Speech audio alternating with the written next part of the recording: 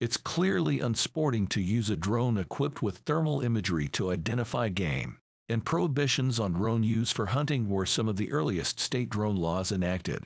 In Michigan, SB 54 and 55 were initiated in 2015 and prohibit the use of water or aerial uncrewed vehicles in hunting and fishing.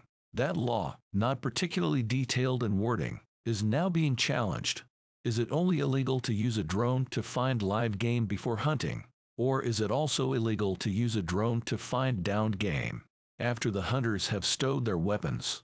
By Drone Life staff writer Ian J. McNabb, a lawsuit has recently entered federal district court over Michigan's hunting laws and their prohibition on drones. Ohio resident Mike Yoder and the Pacific Legal Foundation have filed a challenge to Michigan's 2015 drone law after the Department of Natural Resources interpreted it as banning the use of drones to locate downed game, even after a hunter's weapons are stowed.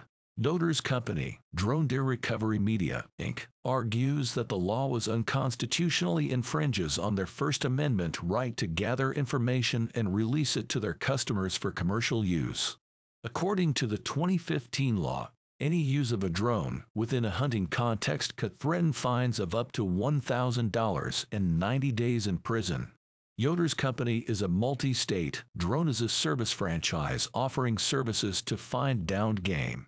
If the Michigan interpretation of the ban on use of drones for hunting is upheld, Yoder's business would not be able to operate in its current model in any state with a similar policy. Yoder seeks an exception due to his strictly post-kill services, which are more of an alternative to the traditional hunting dogs or trail cameras than a hunting aid.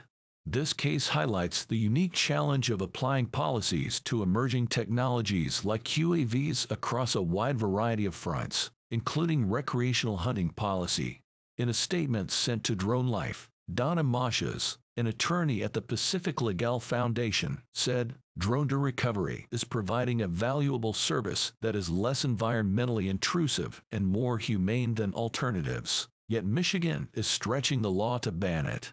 The Constitution protects Mike's First Amendment rights to create and disseminate information collected by the drones and his customers' right to receive it. The Michigan Department of Natural Resources does not comment on ongoing litigation.